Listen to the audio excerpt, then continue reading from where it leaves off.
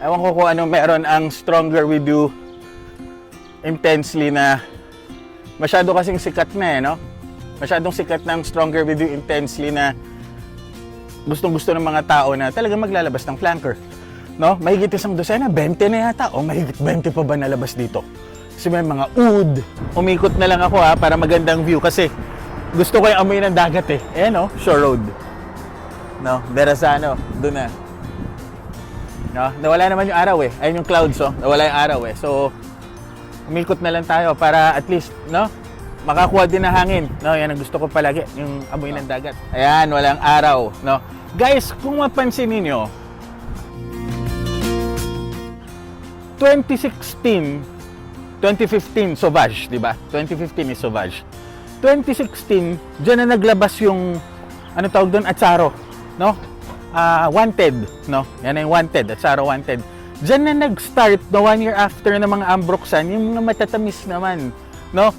Yan na yung ano tawag doon, Baccarat Rouge. Diyan na yan eh. Tapos Norlimbanol, no? Ano tawag doon, yung bubble gum ng isusulat ko nilang kung ano, ethyl maltol ng Baccarat Rouge. No, ayan naman yung umuso.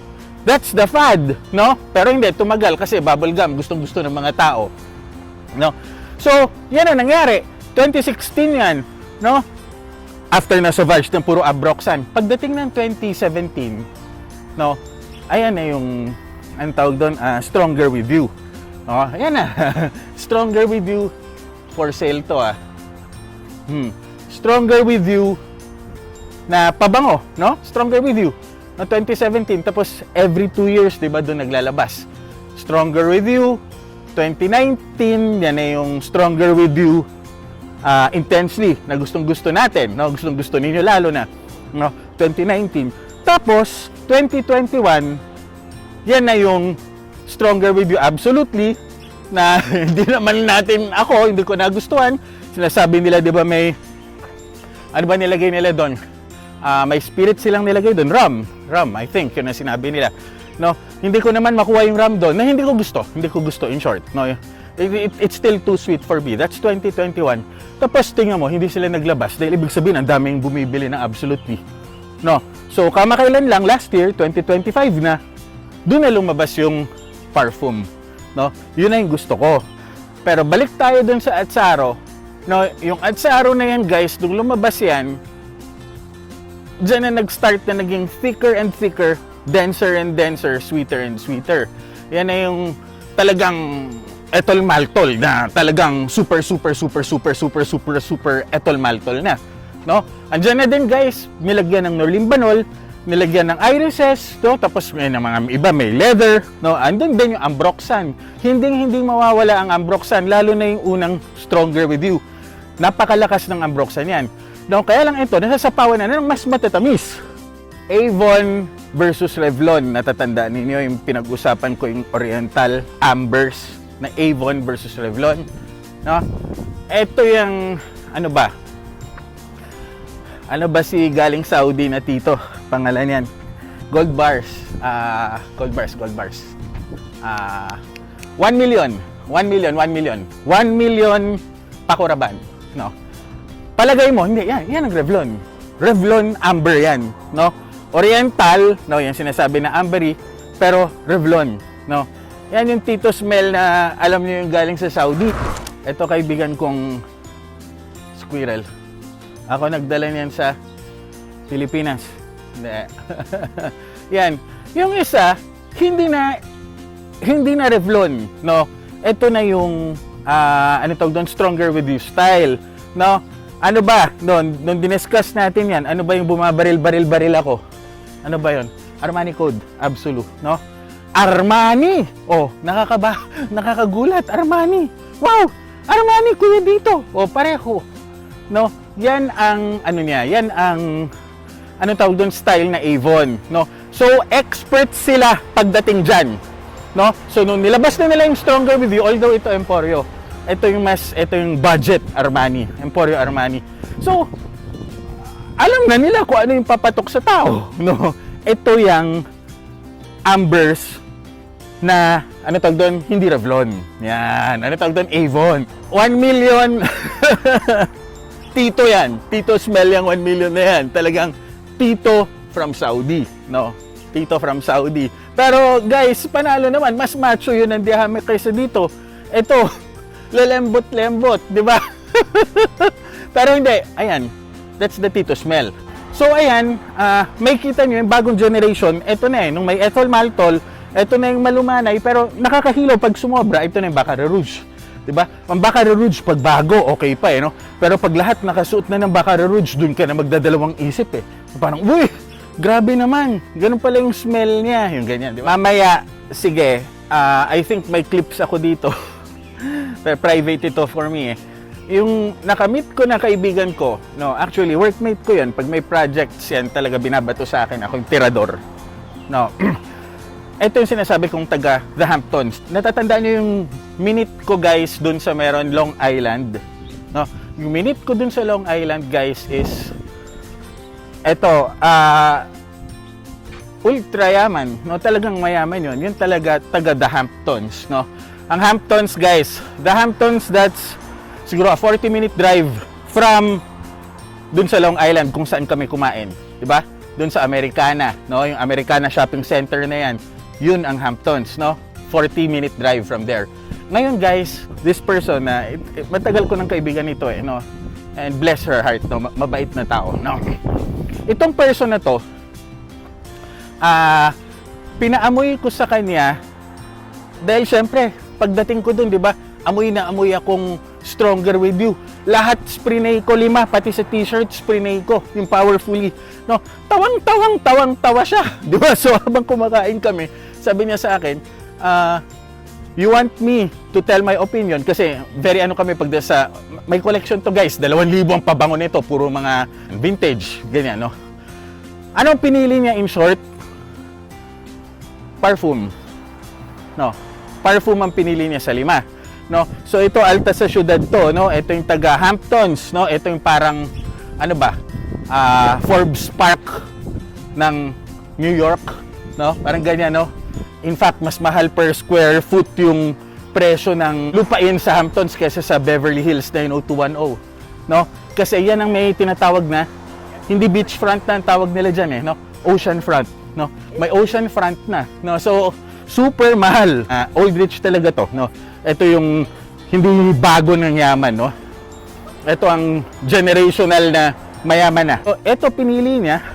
No, papakita ko nga sa inyo yung sasakyan niyan Meron to at least 2 Ferrari ako nakita, although sinasabi ng mga kaibigan namin, she has more than just 2 Ferraris, no? Ang dami niyang Porsche, no? And yung sasakyan niya nung nag-meet kami was, I think, ano ba yung dala-dala niya? Mercedes din, no? SLS. So, kung may clips ako na, ipapakita ko. Pero syempre, very private siya. Oh guys, ayos ba? Sasakay na ako sa kotse ko guys ha. Stigo. Ganda ng pagka-chrome, no? AMG. Yeah. So, hindi ko maano, no? Hindi ko ano sa inyo. Yun ang pinili niya guys. Yun ang pinili niya. Parfum. So, ano ibig sabihin nun? Okay, no? Guys, nakakatuwa. Alam nyo ba nung kumain kami, binilhan ko siya ng yung lulo na, ano tawag doon? Cap, no? Visor, no? Head visor, sun visor. Yan. Magkano yun? $20, $30, $40, no? So, syempre, ganun naman kami nito. Siya talaga yung big time, And so, binilan ba naman ako ng Chanel, no? Sabi, ano gusto mo? Yung La Pausa. Kasi, ako nagpakilala sa kanya ng La Pausa. Pero gusto niya na isuot ko yung La Pausa. Kasi, madalang ang La Pausa sa mga pinupuntahan ko pagdating halimbawa sa Paris, ubus lagi ng La Pausa dyan. No? Pero may La Pausa, no nandun. So, magkano, di ba? $40 ang ginastos ko. Tapos, ginastosan niya ako ng pabango pa lang guys ha. Magkano yun? $600. No, we had dinner, mabilis lang, tapos some cocktails kasi ayokong magpakalango dahil magda-drive pa ako, no? So kita mo, ginastosan ako mga 2 oras at kalahati. Magkano ginastos niya? Mahigit 1,000, no? Ganun na. Ganun kami niya kasi kayang-kaya niya. Pero bakit ko sinasabi ito sa inyo? Guys, ang pinili niya out of yung 5 na pabango, parfum. Parfum ang pinili niya. Nakakagulat ba? Hindi ako magugulat kasi andun yung leather na feeling ko magugustuhan din niya. Kaya rin naman niya nagustuhan yung La Pausa. La Pausa, Actually, iris yan. Iris. No? Very powdery. Ito guys, if I compare halimbawa yung, anong tawag doon, I will compare yung, tawag doon, Stronger With You Intensely with Stronger With You Parfum. Guys, ang Intensely, parang Johnson's Baby Powder na Johnson's Baby Powder generic. Pero ang Stronger With You Parfum, yan na yung, parang sabihin natin, Johnson's Baby Powder Blue, Johnson's Baby Powder Pink. May flavor na sabi mong, na, uy, parang hindi na cheap pa. Parang iba na yung datingan niya. There is something different about it eh. Eh talaga naman meron, no? Ano yun? A leather, no? Yan na hindi natin napag-uusapan. May leather siya na una pa lang nabugso, kuwang-kuha ko na. Kaya sabi ko, uy, eto na. Over yung isa. Kasi sobrang naman, natatamisan talaga ako dun sa isa eh. So talagang leather ang pinili ko, yung isa. Guys, hindi ko maisip ko ano leather, pero sige, pag-usapan natin.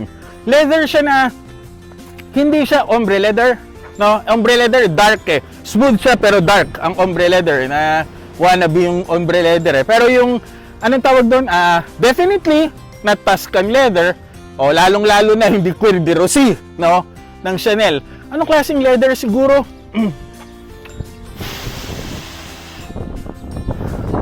Hindi siya cheap na leather na parang Gucci guilty. Absolute, no? Hindi naman sa cheap yun eh. Ano eh, synthetic eh, 'di ba? Synthetic yung datingan yun sa akin. Pero leather siya na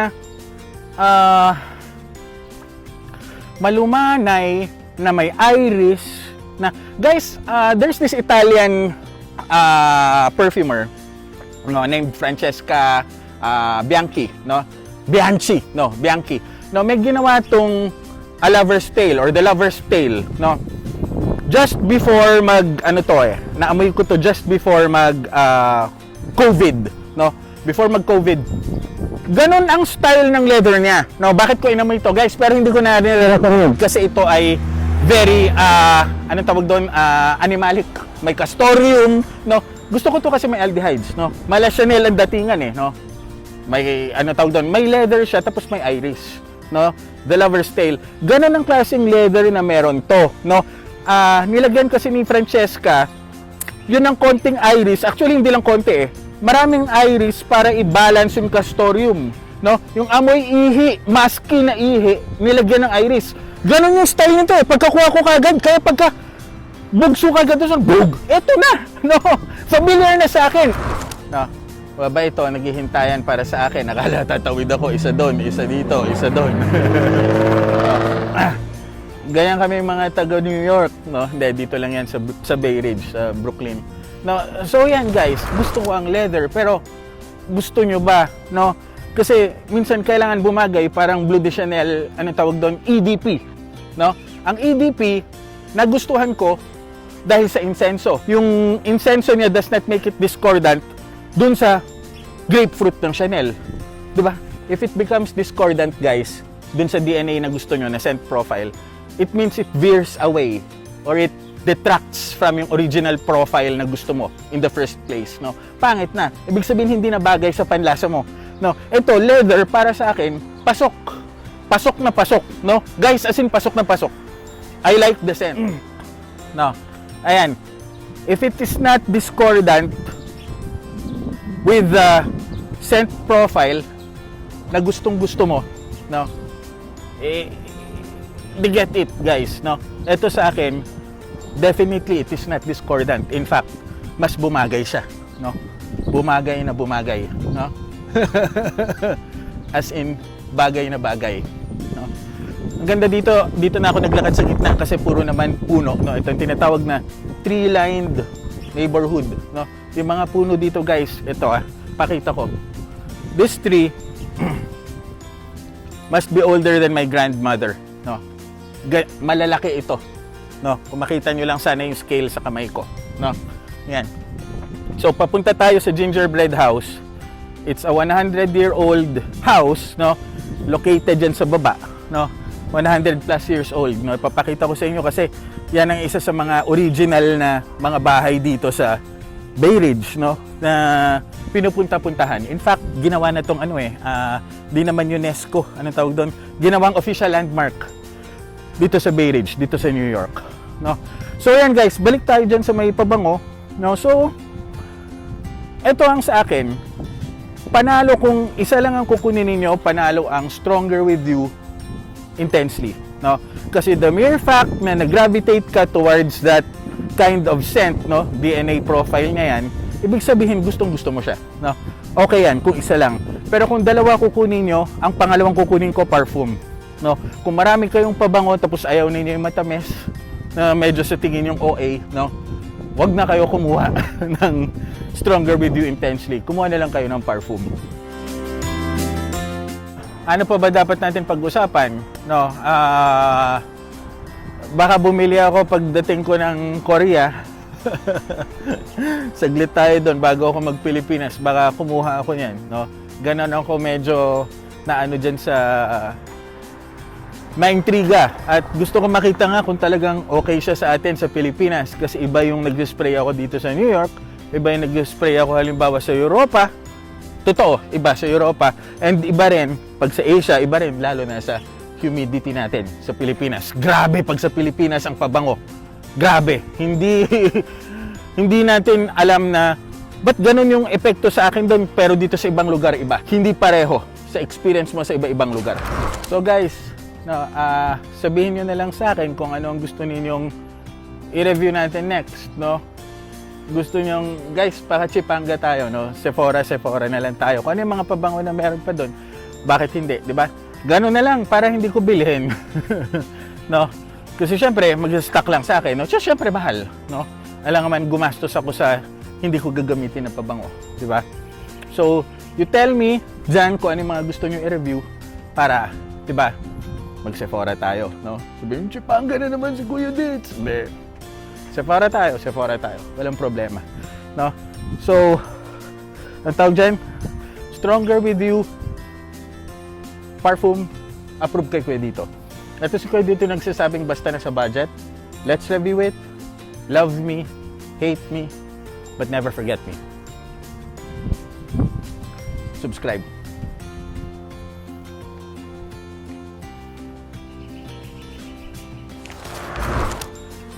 Ayan guys, itong gingerbread house, sisimula sa kantong to. Itong hawak ko na rocks na to. Ano ba? 1917 pa yan.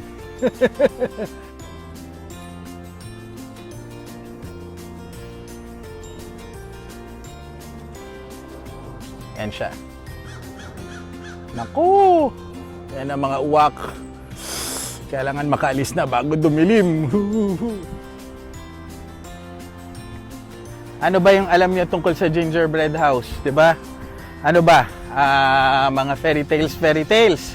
No, nalimutan na natin ang alam ko kasi yung Brothers Grimm eh. Ano pa isang sikat? Hansel and Gretel. No, cute na. Akala mo fairy tale siya.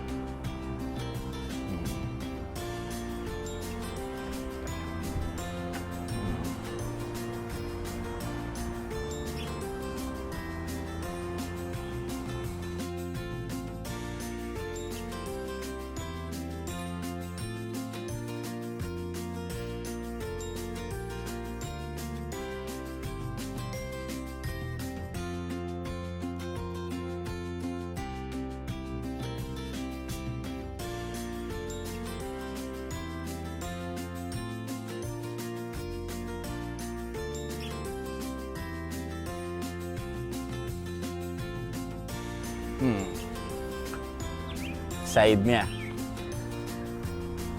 No, naku, yan ay mga uwak. Tapos ako lang mag-isa. Hindi masyado na maintain. Okay, di ba? So ano sasabihin ko? Ha? Wow! Gingerbread house, no? So, Stronger With You Parfum, approve kay Kuya Dito. Ito si Kuya Dito, andito sa may Brooklyn, dito sa Bay Ridge, dito sa New York, at andyan yung sikat na gingerbread house, no? Na nagsasabing basta na sa budget, let's review it. Love me, hate me, but never forget me. Subscribe, guys.